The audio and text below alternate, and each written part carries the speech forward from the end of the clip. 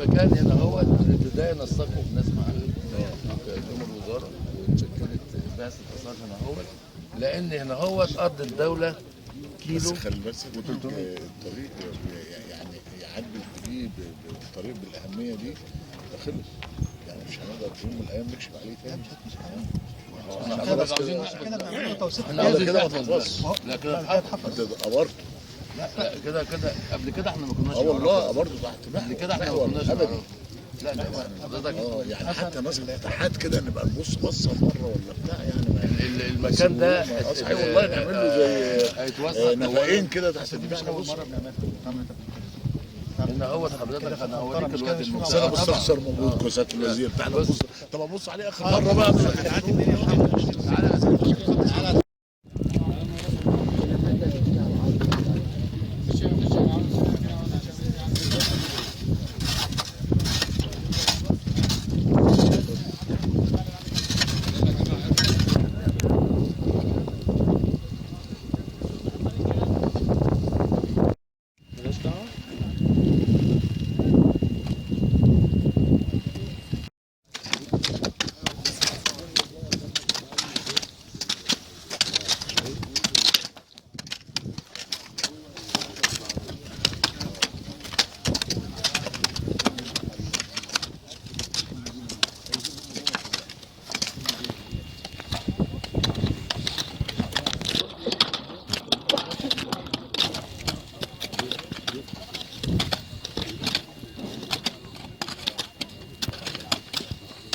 خليك معانا كده.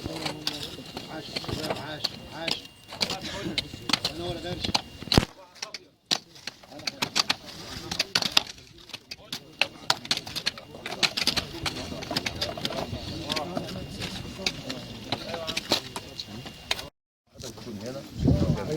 اتفضل كده انت وصلت تقدمه تاني. لا مش هنقدم. لا ده مش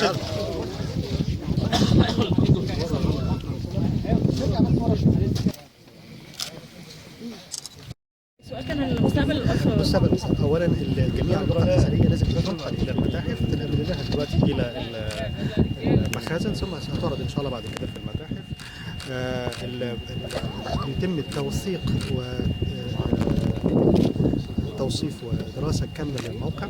بعد كده الموقع باعتباره موقع قيمي بنتعامل مع المواقع التنميه بهذا الشكل ان احنا ما نقدرش نتركها مكشوفه، لان طبعا العوامل الجويه مع الامطار ممكن تدمر المنطقه، فلجب بعد كده بعد دراستها وتوثيقها بيتم ردمها مره اخرى بالرمال.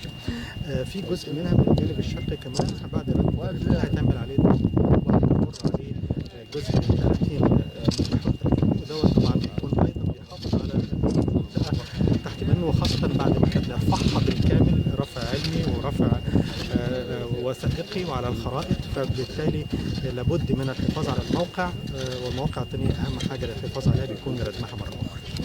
يعني معلومات عن الموقع يا فندم، الموقع على مساحه قد ايه؟ الموقع ككل 120 فدان 1200 فدان اسف. الموقع ككل 1200 فدان. احنا شغالين في جزء منه دلوقتي، جزء بسيط اللي هو احنا عارفين ان المحور هيعدي منه، فطبعا كان طبيعي ان احنا نبدا بهذا المكان، وكانت فرصه طيبه جدا لان بالفعل تم عمل حفاير اظهرت يعني وثائق اثريه مهمه لقلعه وقريه حصينه بتعود الى عصر الخصوص 26.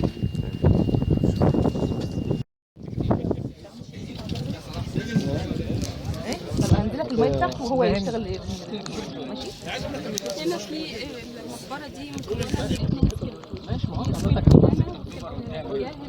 الضغط بتاعها شمال جنوب.